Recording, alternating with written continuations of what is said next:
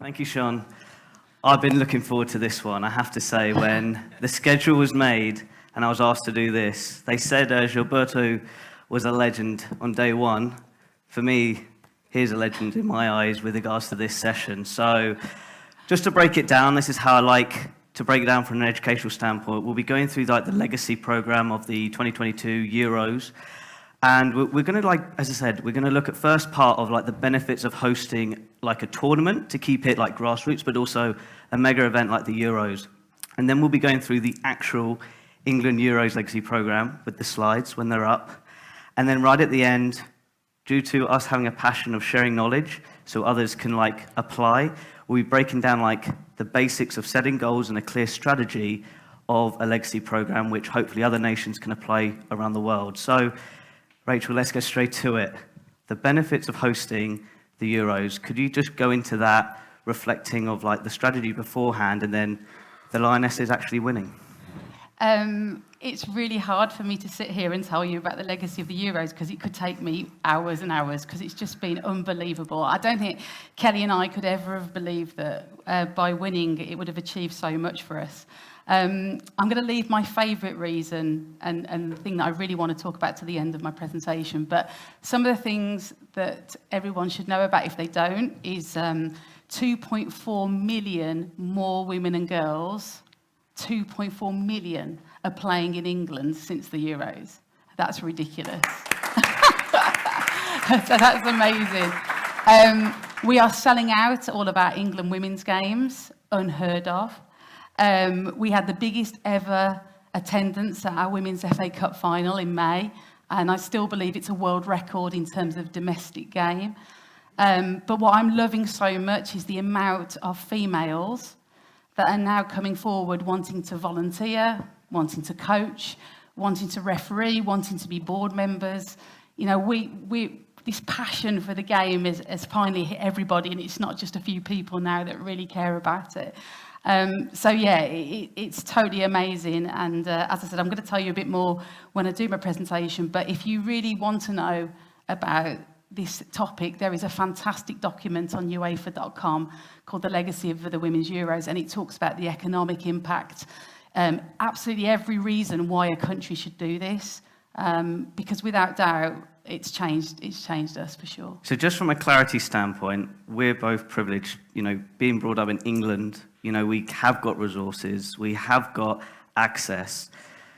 I just want to touch on the benefits that any nation can apply the same strategy, and we're going to talk about that right at the end, but just for clarity, everybody follows winners. Now the Lionesses have won on home turf, everybody's glued to winning, but beforehand, there were struggles. We had that yesterday with Mark and Kelly of the program, the strategy of them winning is a reflection of the last 20 years of making it. I see you nodding your head. Can we just refer to that little point before moving on? Yeah, I would actually say that it was way before the 20, 30 years of me and Kelly, to be honest. Kelly and I stand on the shoulders of the Women's Football Association, which was a group of volunteers that gave everything for the game when we banned it, and still believe that they could develop the game with passion and with desire and no money. There was people before that. People have seen films about the Dick Kerr ladies and the Manchester Corinthians, and there's all these different teams way before when they played in the war, when men were away. We got all these massive crowds, and they came back from the war and men banned them because they were so worried that this was going to take off and that women were going to be better than men at their national game. So we stand on all of those shoulders of everything that everybody has ever done. And we came in as a few women who just desperately wanted to change people's lives because we knew how much it had affected us when we were younger not to be able to play. And we were lucky enough to be paid to do it. We were the first women really in England to get money to work in the women's game. And I think Arsenal had Claire Wheatley, who's still there as well today, as the only female that was being paid in a club, thanks to David Dean and his vision for Arsenal women. So there wasn't very many women being paid, and we just felt we had a responsibility to pave the way for other women so that they could feel that they could one day get paid to play in the game. But yeah, it was not tough. It wasn't easy. It was really tough. And Kelly alluded to some really tough moments yesterday.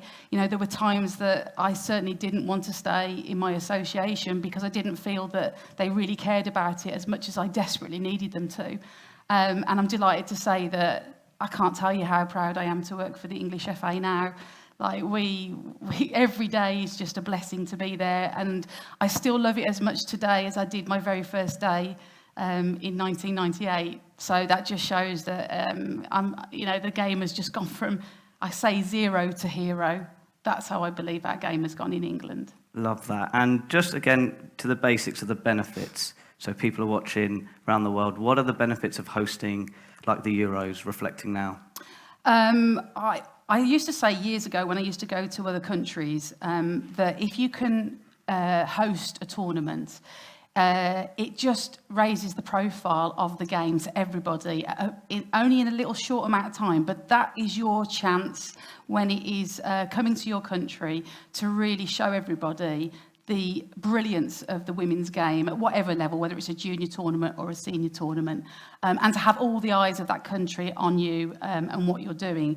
And that's why we used to do under-17 championships and why we took the 2005 Women's Euros. We always believed we had to let people see it. And we said that yesterday, see it. If you see it, you believe it.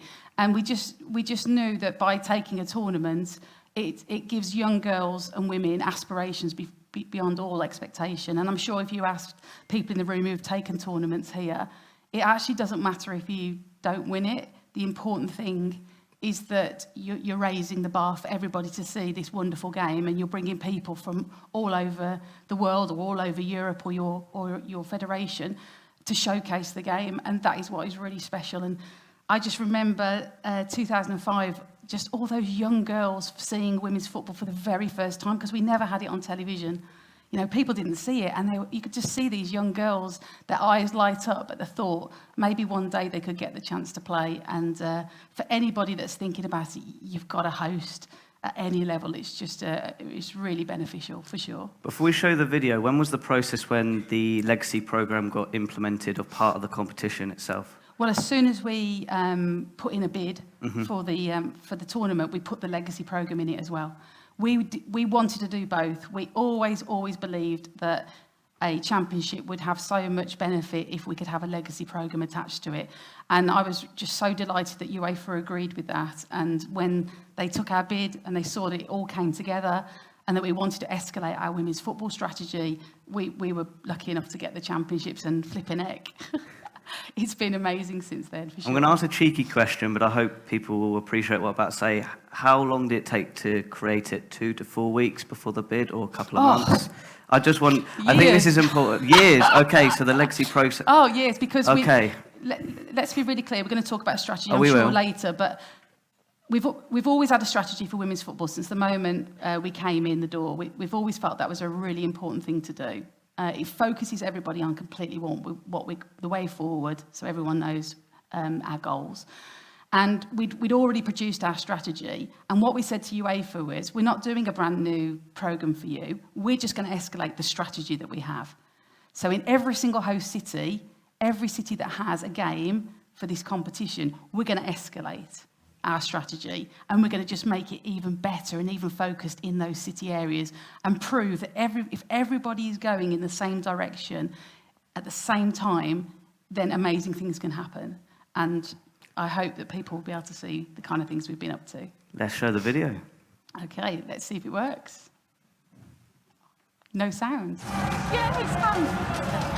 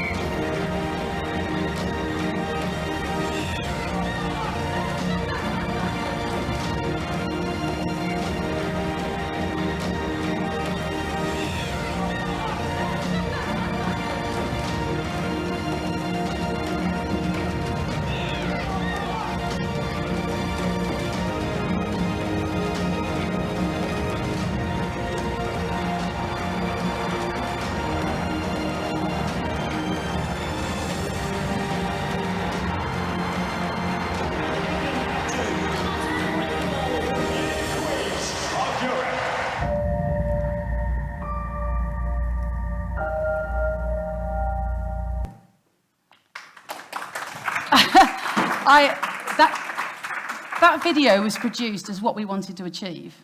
And what I'd like to do in my presentation is to take a very small part of that and talk to you all about it.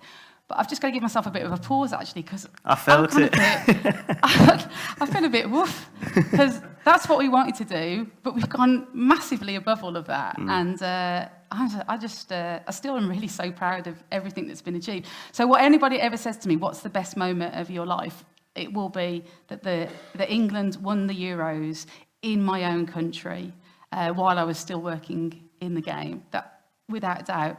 But this is forever. This legacy work that we've been doing is for these girls and women forever. So you can't say that this isn't equal. So you okay if I crack on? Crack on indeed.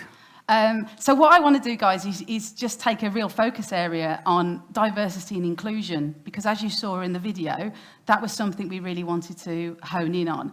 So I could talk to you about all the millions of things that we've done, but to be fair, we haven't got time. And this is my favourite bit. So I was allowed to kind of have a bit of license to talk about what I'm really passionate about. When we got the bid and we were allowed to have this legacy programme, UEFA gave us some funding to do that. And the first thing we did was we appointed a tournament legacy manager, because we knew we had to have someone to lead this. And I was very privileged because I was on the panel to choose that person. And Stacey Mullock has been absolutely awesome. And it just shows that when you bring the right people in the right roles, so much can happen. We decided straight away that we would bring in 2 people to help her. We would bring in someone in the north of the host cities and someone in the south of the host cities. We would ensure that those guys then would have volunteers in each of the host cities to really drive legacy. And we would make sure that every plan of each host city was tailored to their own city needs, but would follow our strategy. So we just gave them a framework, but they decided exactly how they wanted to do this. And then we were very privileged that Sport England, who are our government sports agency, wanted to invest. And they said to us, what do you want to invest in? And we said 2 things. We want you to invest in an insight officer, an insight and research officer, so we can prove all of the monitoring and evaluation to everybody that this is going to work, and set ourselves goals, targets, and show that whether we achieve them or not. And the second thing we want to do is we want to take the knowledge we've learned from our last big research project, which was done in 2019 at the time, during the Women's World Cup in France, which showed us there was this amazing amount of women who said, we want to play football and you've missed us because we're the missed generation. We are the 40s, 50s, 60s, 70s, 80-year-old women who you banned, and we have not had the chance to be part of our game, and we want to be part of it now. What are you going to do for us? So we said to Sport England, give us some funding, please, because we're going to try and find these women that we've left behind and we've lost and we've not done what we should have done for them, and we're going to inspire them to be part of our game, but we need a bit of help. So they gave us some money, and they said, what do you want to do with it? And we said, right, we know, and I'm sure you've all agreed because it's been said so many times, people are the absolute essence of women's football. You get the right people, you will always be able to do everything because you get the passionate people, the people that will do anything to help this game. So we were allowed 7 officers that were in our host cities, and their role was to do women's recreational football. So we're not talking about every single week in a club playing affiliated football. We're talking playing for fun, for friendships, when they want to, on their terms, the format that they want to, just their views on what football should look like. So that's what we did. We're basically told, you've got Pav to come and sit with you every week, all the way through COVID, and all the way through the tournament, and for how long we've got you afterwards. And every week we're going to think about where are our underrepresented communities in England and what are we going to do better. So I'm just going to give you a little bit of a flavour of some of those underrepresented communities and some of the work that we've done, because all these 2 days we've been talking about inspiring people and getting them involved. Until you go out and watch some of this in person, I can't bring it to life. It's impossible for me to tell you how amazing it is.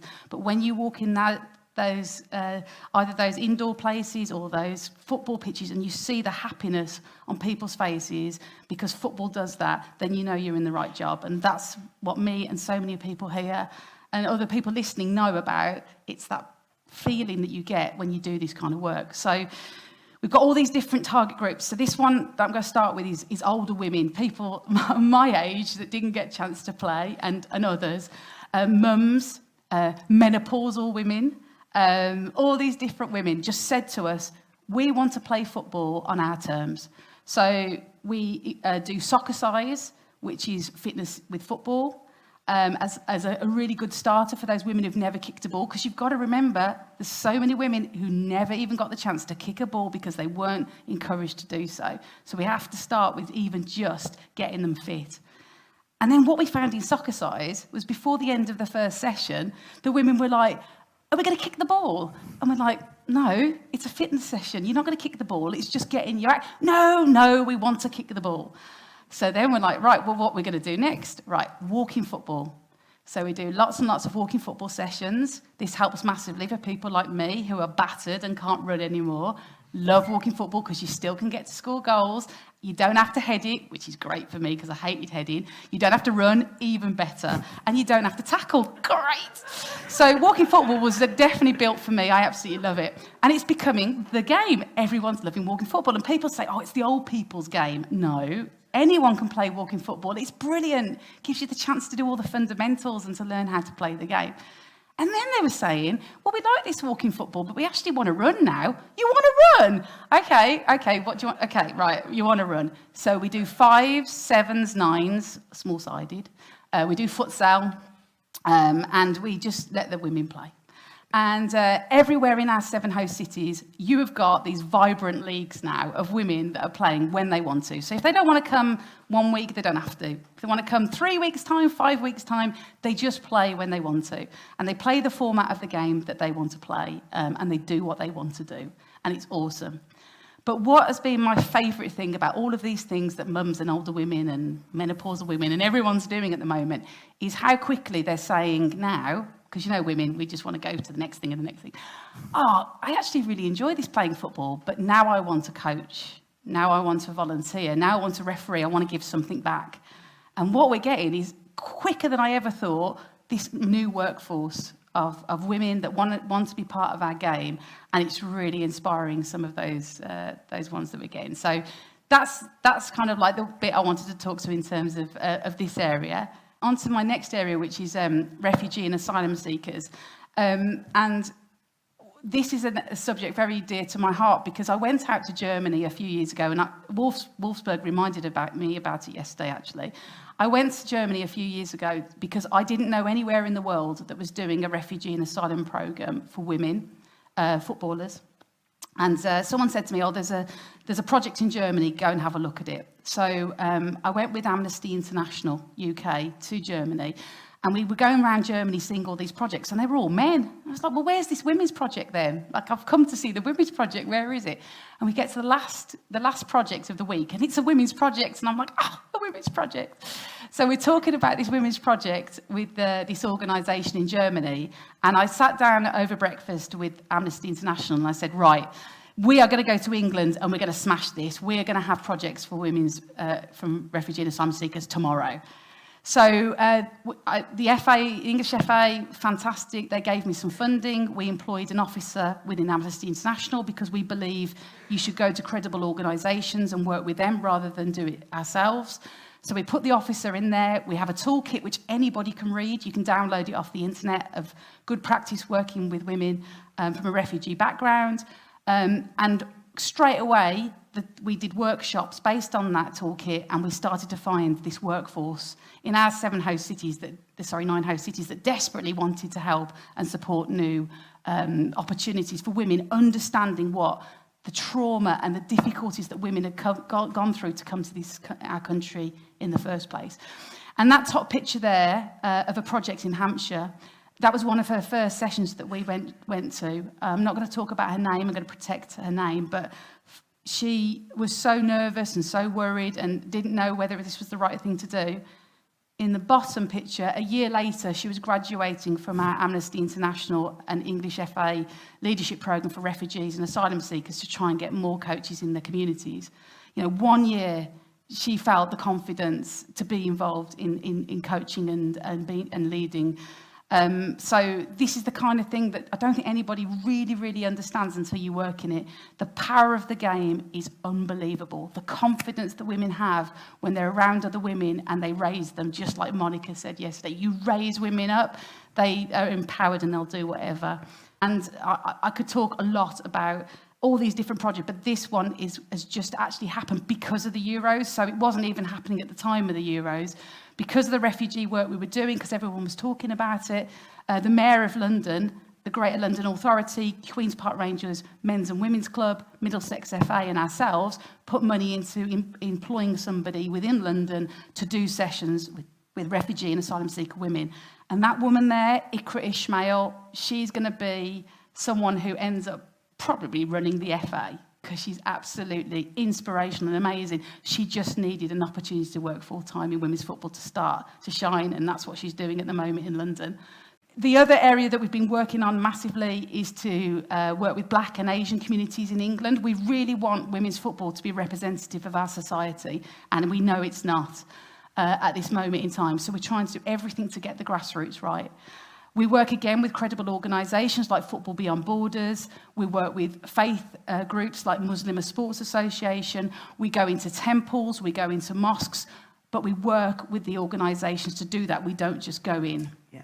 And that's what's really important. Again, it all goes back to who knows that community first and best, who have the lived experiences, because we don't. So can they help us to go in there? And there's some lovely examples, Neasden Temple, in London, Kisra Mosque in Manchester. Women are playing, women are wanting to step forward and be the coaches and volunteers of the future. The LGBTQ plus community, two of our host cities, Brighton and Manchester, have one of the biggest populations of the community. So we did a lot of projects to understand more what we needed to do. And it was very much around belonging. It was very much about confidence. It was very much about inclusion. So we've now got festivals and leagues where everyone can play together, whether you're trans, non-binary, gender fluid, gay, straight, it doesn't matter. Everyone plays together, and you can still go back to all your own clubs, but they can play together at weekends and have fun and then go and have a few drinks afterwards. Last group that I wanted to pick up on is women with disabilities, which has been the hardest thing that we've done, because just before COVID, I thought we were really cracking this area, and then COVID happened and it set us back so far, but we're just starting to come back again, which is brilliant. So lots of projects around England now with women that have disabilities, not just playing, but again, how can they coach? How can they be a leader in their community? How can they be that role model? And just to be really clear about all of this, yes, it was happening in the host cities, but at all times we were sharing this good practice with the whole of our counties in England, so that they then could pick up on the pitfalls that we'd found, the issues that we had, the positivity that came from it, so that they could then copy it in their counties. And every single county in England, all 50 of them, have an inclusion and diversity plan now for women's football, which includes the recreational game, because they're all realising that it's actually really easy to go to people and say, what do you need us to do, and who can help you in your community to do that? And our role is to empower that community and train that community to be able to do so. Last couple of slides for you guys. Not going to go through all of these. You probably can't read it, but it's the big one for me. Our target was to find 20,000 females to play recreational football, because barely anybody was doing it. And we were supposed to do that by 2024. And by 2023, this summer, we'd got 21,000. So we'd smashed it with a year to go. I do believe women's recreational football is something that will grow and grow in England. And I'm really delighted to say that in our next strategy, which starts next year, it will be a pillar in there without me even having to do any pilots anymore, because we've proved the case that women just want to play for fun, fitness and friendship. And actually, some of them will enter the competitive game because of that confidence. And that's what's been a real winner on it. And last side, save the best till last. Biggest Euros to date. biggest attendance ever for a men's or women's European Cup final. Can we just make that really clear? The biggest attendance ever at that final, and the biggest sporting event in history. But this is my favourite. Those girls won, and they all sat on the coach, and they wrote a letter to our government, and they said, you've got to have equal opportunity for girls. You've got to stop this situation where boys grow up, go to school, play football, play in school, play outside, play in the playground, have every opportunity, and girls get nothing in most of the places. And they called upon our government to do something about it. And the government went, okay, we're going to do something about it. We're going to sort out the amount of time that girls can play in the curriculum. We're going to sort out the money that you need to do so. And they're going to help equal access for girls to play in schools.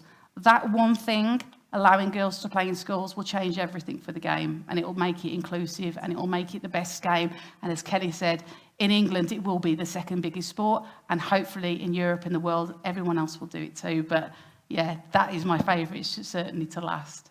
100%. I've got some follow-up questions, but there will be Q&A because I hope people can take the opportunity in the room. Just with some follow-up, I want to go back to that 20,000 target.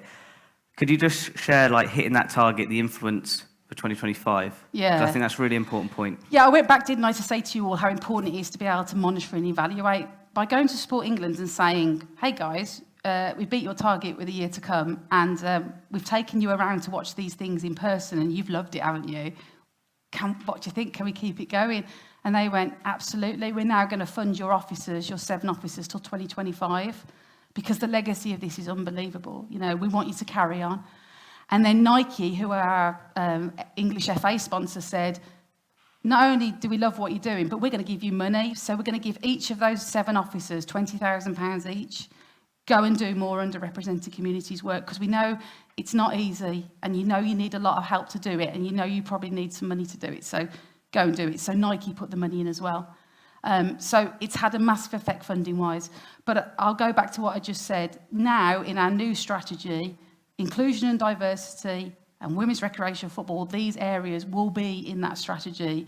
It will be for everybody in the country to be able to access. So we've had not just a lasting legacy in our 7 host cities, it's ricocheted across the country, which is just what you need to do. And just with the review process, you said a great point about focusing on good practice so other counties can follow suit. Did you have a review system of that online, or a way where everybody can log in and then you can evaluate, so it makes it a better strategy on the ground? Yeah, so every county FA every year has to do a plan for the whole of the game in their local area. And we have leads in women's football in every area that want to have some direction of how to go and do this. So we put together the whole of women's football, all the things that they think of in terms of good practice. So they get videos, they get links to projects, they get photographs, they get all kind of things, and then they can actually go and speak to certain people about that particular project to get some inspiration. And then they write a plan, and then we get to read it all, and then we just make sure they're all going in the right direction. If they've not really understood something, we put them in touch with other people. So yeah, they've learnt a lot from what we've done for sure. And just from a program standpoint, because there were so many going on with different communities, which that's the amazing side, but taking a step back, I just want to focus on how the communication side, you said a great point that with the different communities, you made sure you had the right person to communicate it and then embed it. You didn't force it. Could we just touch on that from a communication standpoint? Yeah, I mean, look, I go back to what I keep saying all the time, and from that beginning of the strategy, we said we need to find the local community leaders who have the lived experiences, who the girls trust and know to be the leaders of tomorrow. And then when we found them, we help and support them. And by doing that, we're leaving those communities now to have the best opportunities. Those girls see those women, particularly women, who are now their role models, and they want to be like them, and they want to play football because they can see those coaches, those who some of them were mums only a few years ago and not doing any football, maybe just watching their sons play on the sidelines. But we've got them to step over the sidelines, and now the stuff that's going on in the local communities is brilliant. And please don't get me wrong, I'm not sitting here saying we've done it. We absolutely haven't. We've got so much more to do. But we're doing things now that are creating a movement of belief in our country that it can be more equitable, it can be more diverse, it can be more inclusive. And that the badge that I wear nearly 99% of the time, my Football for All badge, it's becoming more football for all, and that's what I stand for. So just let's define football for all. Like, how would you define it now? Every single person in England, whether they're female, male, whatever background they come from, do not have barriers to play, that we can break those down and that they have the same chances to play the game. I just want to know that if you have a child and you have a boy and you have a girl, you know that when they grow up, it's the same chances, the same opportunities. I love that. I may have to clap for that, because that's what it's all about. Final theme, because I do want some Q&A. Could you just provide some tips so other nations could literally get the first step going from like putting a programme in place? I'm hoping, because of the work that FIFA and the confederations do, that if you are a national association that wants to host, that you will already have a strategy for women's football. You have to have one. There's no going past that now. And if you don't have one, there are lots of people in FIFA and the confederations that will help you to do that. So have your strategy first, so you know where you're going and what you want to achieve, and why hosting a particular competition will help you. Then once you've got that and you want to do a legacy programme, and you put in how you're going to escalate your strategy when it happens, you have to appoint somebody to be that leader. And if you don't have lots of money, there are passionate people that will do anything for women's football, and I know that because I get to work with so many people who volunteer, and if it was not for the volunteers in the women's game, we wouldn't be where we are today, and they're still doing it today. So you can, yes, we have money, but we didn't used to. So you have to empower people and raise them up and tell them how much we need them to get them involved. They need to be your leaders of this programme in their communities. You need the groups of people who are from schools and clubs, from coaches and volunteers, the people who have funding. You need them to be together in that host city to deliver it. And then if you can, you need someone to be able to monitor and evaluate it, as I said, because until you can show where you came from to where you've gone, it's very difficult to then ask for more funding or more support, because once they can see you're on that trajectory, a lot of people will want to come in and support you, particularly sponsors who are so desperate to work in women's football because they can see the values that we have, and they align so much to the sponsors that I know are out there that are desperate to work with the game. Last one, with the sponsorship side, it's not about hitting the big numbers. Is it all about the impact? Just to clarify that. And Kelly made a brilliant point yesterday, didn't she? Well, she makes lots of brilliant points, but she made a brilliant point yesterday about Barclays, and the discussions were not about numbers.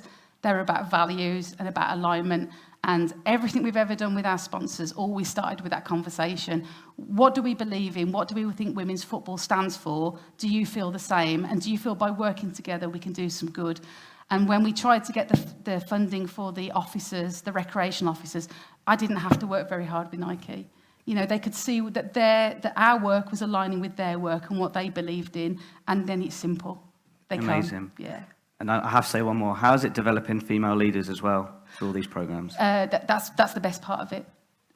Without doubt, and that's my favourite thing to say, is that I can't believe how many people now are coming to us and saying, I want to help you. I want to be part of what women's football stands for. And I could literally sit here and give you name after name after name after name of women who are from different communities who are now standing up saying, we want to take this game to the next level with the girls in our area. And that makes me so happy, because then it doesn't matter whether we're still here, the communities will be here and they will develop the game with us. That's the purpose of a legacy. Exactly. Thank you so much. I wish I could be here longer, but really we've got to keep going. But Rachel, thank you so much for being here. Hope everybody online watching this and in this room have learnt a lot as much as I have right now, and thank you very much. No problem.